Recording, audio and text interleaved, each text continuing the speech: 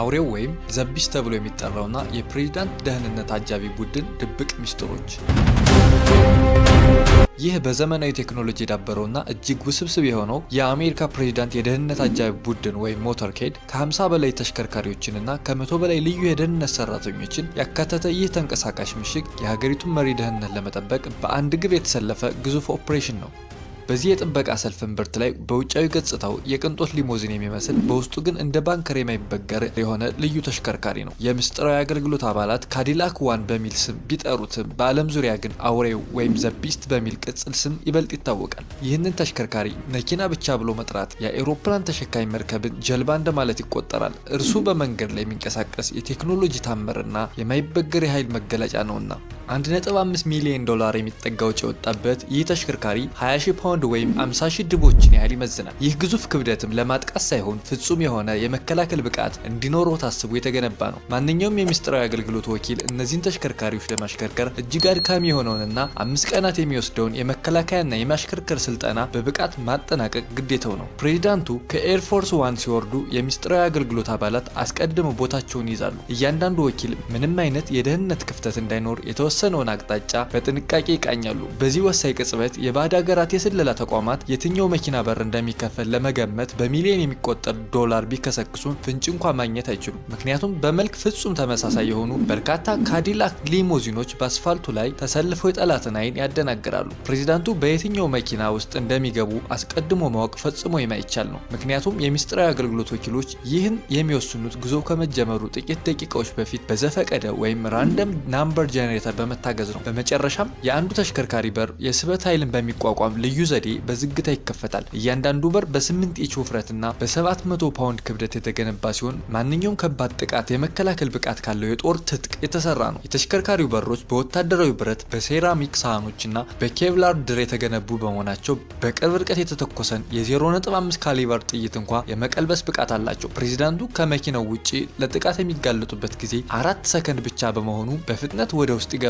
ልክ እንደገቡ በሩን እንደ ባንክ ካዝና በከባድ ድምጽ ይዘጋል። በዚህ ቅጽበት በአስፓልቱ ላይ ተራ የሚመስለው ተሽከርካሪ ወደ ዓለማችን እጅግ አስተማማኝ ተንቀሳቃሽ ምሽግነት ይቀየራል። በመኪና ውስጥ ያሉት የቆዳ መቀመጫዎችና የቅንጦት መገልገያዎች የተለመደ መኪና ውስጥ ያለን ያህል ስሜት ቢፈጥሩም በተግባር ግን በጎማ ላይ የቆመ ግዙፍና የማይበገር የጦር ምሽግ ያደርገዋል። መስታወቱ ከባድ ጥቃቶችን የመቋቋም ብቃቱ የተረጋገጠ ሲሆን በውጭ የሚካሄድ የተኩስ ልውውጥ ድምጽ እንኳ ወደ ውስጥ እንዳይገባ ተደርጎ ተገንብቷል። ተሽከርካሪው ከውጭው አየር ጋር ንክኪ የሌለው በመሆኑ የአደጋ ጊዜ የኦክሲጅን ስርዓት ተገጥሞለታል። በተጨማሪም የኬሚካልና የባዮሎጂካል ጥቃቶች በከፍተኛ ንቃት አስቀድሞ ለመለየት የሚያስችሉ ሴንሰሮች በየቦታው ተቀምጠዋል። እነዚህ ሴንሰሮች ማንኛውም አደገኛ ነገር ካወቁ እያንዳንዱ ክፍተት ወዲያውኑ ይዘጋል። የውስጠኛው ክፍል አየርም ከፍተኛ ግፊት እንዲኖረው ይደረጋል። በዚህም ምክንያት አየር ወደ ውጭ ብቻ የሚወጣ እንጂ ወደ ውስጥ ፈጽሞ የማይገባ ይሆናል። ተሽከርካሪው ከስር የመንገድ ዳር ፈንጂዎችን ከላይ ደግሞ ከባድ ፍርስራሾችን መቋቋም በሚችል የብረት መዋቅር የተገነባ ነው። የነዳጅ ታንከሩ በማንኛውም ጥቃት ቢበሳ እንኳ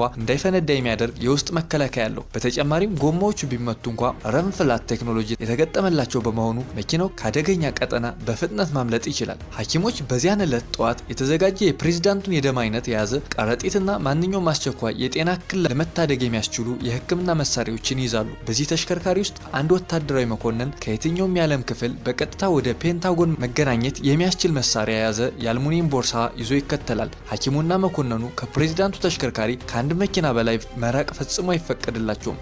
በዚያ ቦርሳ ውስጥ ያሉት የኒውክሌር ማረጋገጫ ኮዶች በእኩለ ሌሊት የተቀየሩ ሲሆን በቀጣዩ እኩለ ሌሊትም በድጋሚ ይለወጣሉ። የተሽከርካሪው መሪ በሚገባ በሰለጠነ ወኪል እጅ ነው። ይህም ወኪል በሜሪላንድ የምስጢራዊ አገልግሎት ማሰልጠኛ አካዳሚ ውስጥ ልዩ ትምህርት የቀሰመ ነው። ወኪሉ ባለ 20,000 ፓውንድ ክብደት ያለውን ሊሞዚን በማንኛውም አስቸጋሪ ሁኔታ ውስጥ እንደ ቀላል መኪና እንዲያዝዝ የሚያስችለው ጥልቅና ቴክኒካዊ ስልጠና አለው። አሽከርካሪው እንደ ጀተርን ያሉ ውስብስብ እንቅስቃሴዎችን በከፍተኛ ፍጥነት የመፈጸም ብቃት ያላቸው ሲሆን ተሽከርካሪው ወደ ኋላም ቢሆን በከፍተኛ ፍጥነት የማዘዝ ችሎታም አለው። እያንዳንዱ የስራ ቀን የሚጀምረው በተሽከርካሪው ዙሪያ በሚደረግ ጥቃቅን የአካልና የደህንነት ፍተሻ ሲሆን ይህም ምንም አይነት ስጋት አለመኖሩን ለማረጋገጥ የሚደረግ ቅድመ ዝግጅት ነው። ይህ በእንዲህ እንዳለ በተሽከርካሪው ዙሪያ ያሉ ሴንሰሮች የጎማ ግፊትን፣ የሞተር ሙቀትን፣ የነዳጅ መጠንን፣ የኦክሲጅን አቅርቦትንና የመገናኛ ዘዴዎችን ዝግጁነት በዝርዝር ይመረምራሉ።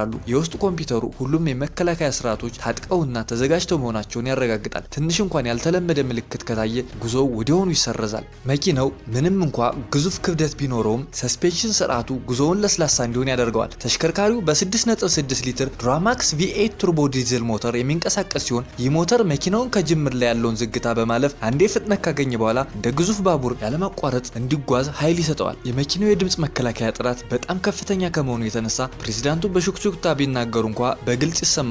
በውጭ በኩል ግን 120 ዲሲቤል የሚጮኸው የሳይረን ድምፅ እንደ ሩቅ የጀርባ ጫጫታ ብቻ ነው የሚሰማው። የፕሬዚዳንቱ አጃቢዎች ወደ አደባባይ እንደወጡ አንድ ያልተለመደ ትዕይንት ይታያል። ፕሬዚዳንቱ በወፍራሙ መስኮት በኩል ሲመለከት ከፊትና ከኋላቸው ተመሳሳይ የሆኑ ሊሞዚን መኪኖችን ያስተውላሉ። ሃፍባክ ተብሎ የሚጠራው ተሽከርካሪ በመካከላቸው በትክክል የ15 ጫማ ርቀት ለመጠበቅ ፍጥነቱን ያስተካክላል። ይህ ርቀት ከመጠኑ ቢጠብ መንቀሳቀስ አይቻልም። በጣም ከራቀ ደግሞ አስፈላጊውን ጥበቃ ለመስጠት አይቻልም። በየ30 ሰከንዱ አካባቢ እነዚህ መኪኖች ያሉበትን ቅደም ተከተል ይቀያየራሉ። ፕሬዚዳንቱ ያሉበት መኪና ወደፊት ይወጣል፣ ወደ ኋላ ይመለሳል ወይም መሃል ይገባል። የሚስጥራዊ አገልግሎት ወኪሎች ይህንን ስልታዊ እንቅስቃሴ የሸል ጨዋታ ብለው ይጠሩታል። ይህ ዝውውር በዘፈቀደ የሚደረግ ሳይሆን የብሔራዊ ደህንነት ኤጀንሲ NSA የሂሳብ ሊቃውንት የኢንክሪፕሽን ስልት ቀመሮችን በመጠቀም የነደፉት ጥበብ ነው። አንድ ሰው ፕሬዚዳንቱ መጀመሪያ የትኛው መኪና ውስጥ እንደነበረ ቢያውቅ እንኳን ከ30 ሰከንድ በኋላ የትኛው ውስጥ ሊሆን እንደሚችል መተንበይ አይችልም። ከሁሉም ተሽከርካሪዎች ፊት ለፊት የሚገኘው መሪ መኪና ሁሉም ነገር ይቆጣጠራል። በውስጡ የሚገኘው ኃላፊ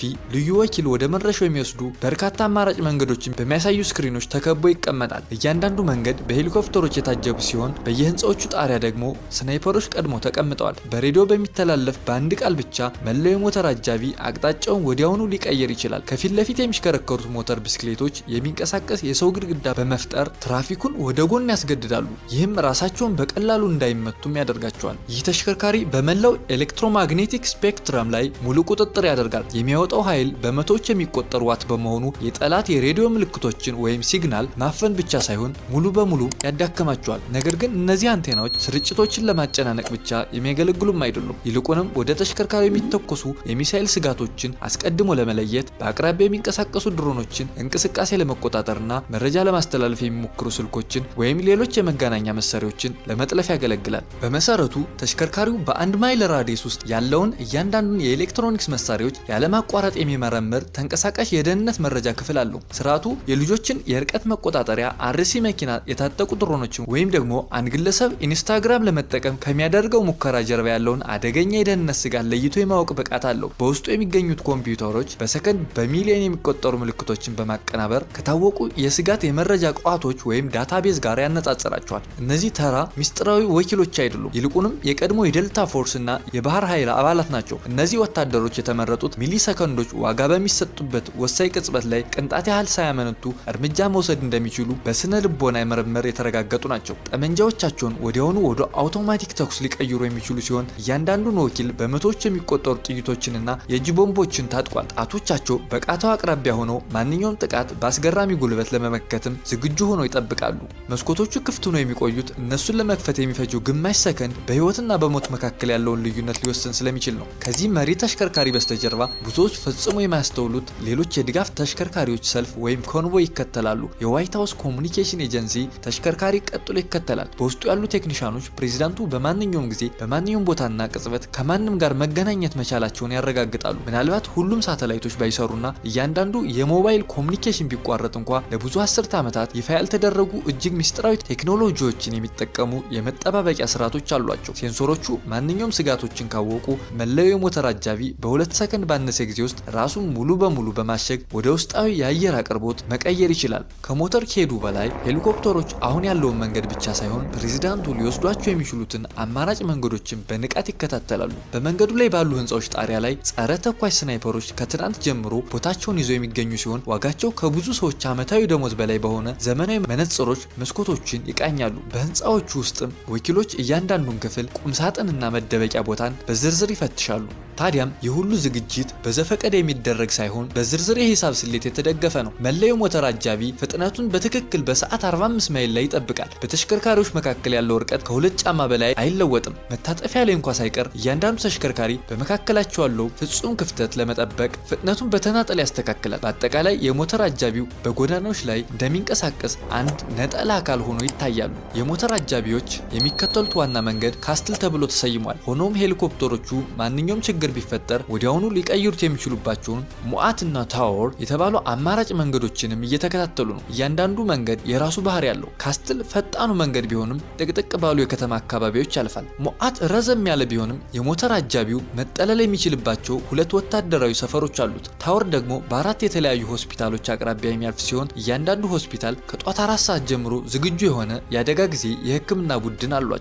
እያንዳንዱ ወኪል እነዚህም መንገዶች ብቻ ሳይሆን በእያንዳንዱ መንገድ ላይ የሚገኙትን ሆስፒታሎች በቃሉ ያውቃል። ለምሳሌ የጆርጅ ታውን ዩኒቨርሲቲ ሆስፒታል አሁን ካሉበት ቦታ 4 ደቂቃ፣ የጆርጅ ዋሽንግተን ዩኒቨርሲቲ ሆስፒታል 6 ደቂቃ እንዲሁም ዋልተር ሪድ 12 ደቂቃ እንደሚርቁ ያውቃሉ። እያንዳንዱ ሆስፒታል መደበኛ ታካሚዎች የማይጠቀሙበት ለፕሬዝዳንት ብቻ የተመደበና በተጠባባቂ የሕክምና ቡድን የተዘጋጀ የተለየ መግቢያ አለው። የአየር ሁኔታም በእቅዶቹ ላይ ትልቅ ተጽዕኖ አለው። ዝናብ ካለ በተሽከርካሪዎች መካከል ያለው ርቀት በ20% እንዲጨምር ይደረጋል። በረዶ ካለ ደግሞ በረዶውን የሚቆርጡ የብረት ሚስማሮች ያሏቸው ልዩ ጎማዎች ጥቅም ላይ ይውላሉ። የንፋስ ፍጥነት በሰዓት ከ30 ማይል በላይ ከሆነ ሄሊኮፕተሮቹ እንዳይበሩ ስለሚከለከሉ በመሬት ላይ ብቻ የተመሰረቱ የመጠባበቂያ እቅዶች ይንቀሳቀሳሉ። በዋናው መንገድ ላይ ግንባታ ወይም ሌላ እንቅፋት ቢገጥም በ10 ሰከንድ ውስጥ ወደ አማራጭ መንገድ የመቀየር ዝግጁነት አላቸው። ለጥቂት ወኪሎች ብቻ የሚታወቁ አስተማማኝ መጠለያዎች በመንገዱ ላይ ተዘጋጅተዋል። አንዳንዶቹ የተጠናከረ ምድር ቤት ያላቸው የመንግስት ህንፃዎች ሲሆኑ፣ ሌሎች ደግሞ ባለቤቶቻቸው እንኳ ለዚህ ተግባር መመረጣቸውን የማያውቁ የግል ቤቶች ናቸው። አደጋ ቢከሰት የሞተር አጃቢው ከ90 ሰከንድ ባነሰ ጊዜ ውስጥ ከእነዚህ ቦታዎች ወደ አንዱ ሊደርስ ይችላል። እያንዳንዱ ተሽከርካሪ የፕሬዝዳንቱን ደህንነት ለ72 ሰዓት ለመጠበቅ የሚያስፈልጉ የህክምና አቅርቦቶችና መገናኛዎችን ተሟልተውለታል። የሚስጥራዊ አገልግሎት እያንዳንዱን ዝርዝር አስልቷል። ለምሳሌ የ9000 ፓውንድ ክብደት ያለው ተሽከርካሪን ለማቆም ከተራ መኪና በ40% የሚበልጥ ርቀት እንደሚያስፈልግ ያውቃል። የኮሙኒኬሽን ስርጭቱም ኮምፒውተር በመነጨ የኮድ ቃላትና በየጊዜው በሚቀያየሩ ኢንክሪፕት የተደረጉ ሞገዶች የሚከናወን ነው። ፕሬዝዳንቱ በኋለኛው ወንበር ላይ ተቀምጠው የዕለቱን አጭር መግለጫ እያነበቡ በዙሪያቸው ባሉ ተሽከርካሪዎች ውስጥ በደርዘን የሚቆጠሩ ወኪሎች ይህን ሁሉ የተራቀቀ ትርኢት እያሳዩ እንደሆነ እንኳን ላያስተውሉ ይችላሉ። የምስጢራዊ አገልግሎት ወኪሎች አንድ ጥብቅ ህግ አላቸው። ፕሬዝዳንቱን በመንገድ ላይ ከ30 ደቂቃ በላይ አለማቆየት። ከዚህ ሰዓት በላይ ከቆዩ ተከታዮች የጉዞውን ዘይቤ ወይም ፓተርን መረዳት ሊጀምሩ ይችላሉ። እንዲሁም ወኪሎች በድካም ምክንያት ስህተት የመስራት እድላቸውም ይጨምራል። ለዚህም ነው እያንዳንዱ መንገድ እስከ ሰከንድ ድረስ ተሰልቶ የሚወሰነው። አንድ መንገድ 31 ደቂቃ የሚወስድ ከሆነ ወኪሎች ያንን ትተው ፈጣን የሆነ ሌላ አማራጭ መንገድ ይመርጣሉ። ይህ ስልታዊ ማታለያ መድረሻው ላይ ይቀጥላል። የሞተር አጃቢዎቹ ወደ ህንፃው ሲቃረቡ አንድ እንግዳ ነገር ያያሉ። ተሽከርካሪው በአንደኛው መግቢያ ላይ ፍጥነቱን ይቀንሳል። ወኪሎቹ ወደ ቦታው ይንቀሳቀሳሉ። የካዲላክ መኪና በር መከፈት ይጀምራል። ነገር ግን በድንገት መልሶ ይዘጋል። የሞተር አጃቢው ፍጥነቱን በመጨመር ህንፃውን ይዞርና ወደ ሌላ መግቢያ ያመራል። እነዚህ የውሸት ማቆሚያዎች ሆን ተብለው የተነደፉት ፕሬዝዳንቱ ከመኪናው ወደ ህንፃው በሚሸጋገሩበት አጭርና ተጋላጭ ቅጽበት ጥቃት ለመሰንዘር የሚጠባበቁ ሰዎችን ለማደናገር ነው። ትክክለኛው መውጫ ሲከናወን ከ4 ሰከንድ ያነሰ ጊዜ ብቻ ይወስዳል። በሺዎች ለሚቆጠሩ ጊዜያት በሰለጠኑት አሰላለፍ መሰረት ወኪሎቹ በሰውነታቸው እንደ ግድግዳ በመሆን ፕሬዝዳንቱን ይከቧቸዋል። በሩም ይከፈታል። ፕሬዝዳንቱ ይወጣሉ። ወዲያውም በሩ ይዘጋል። በዚህ ጊዜ ፕሬዝዳንቱ የሚገቡት የምስጢራዊ አገልግሎት ወኪሎች ላለፉት 2 ቀናት ሙሉ በሙሉ ተቆጣጥረውት በነበረ እያንዳንዱ ሰራተኛ ተለይቶ በታወቀና እያንዳንዱ መስኮት በሚጠበቅ ህንፃ ውስጥ ነው። ሆኖም የሞተር አጃቢ አባላት ዘና አይሉም። ፕሬዝዳንቱ ወደ ህንፃው ዘልቀው እስኪገቡ ድረስ የካዲላክ መኪናው ሞተር ሳይጠፋ መስራቱን ይቀጥላል።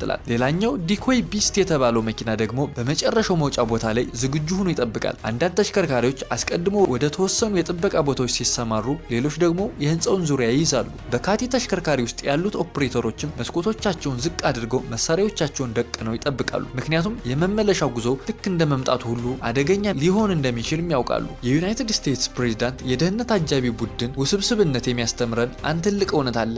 እውነተኛ ጥበቃ የሚገኘው ከታጠቀው ብረት ብቻ ሳይሆን ካልታየው ስልታዊ ማታለያና ከማያወላወል ዝግጁነት ነው። በአስፋልቱ ላይ የሚታዩት ለጥቂት ደቂቃዎች ቢሆንም ከጀርባቸው ያለው ዝግጁነት ግን የዘመናችንን የመከላከያ ጥበብ የመጨረሻ ደረጃ የሚያሳይ ነው። ለቻናሉ አዲስ ከሆናችሁ ሳብስክራይብ፣ ቪዲዮውን ደግሞ ላይክ ማድረጋችሁን እንዳትረሱ። በሌላ አዲስ ቪዲዮ እስክንመጣ ሰላም ቆዩልን። እናመሰግናለን።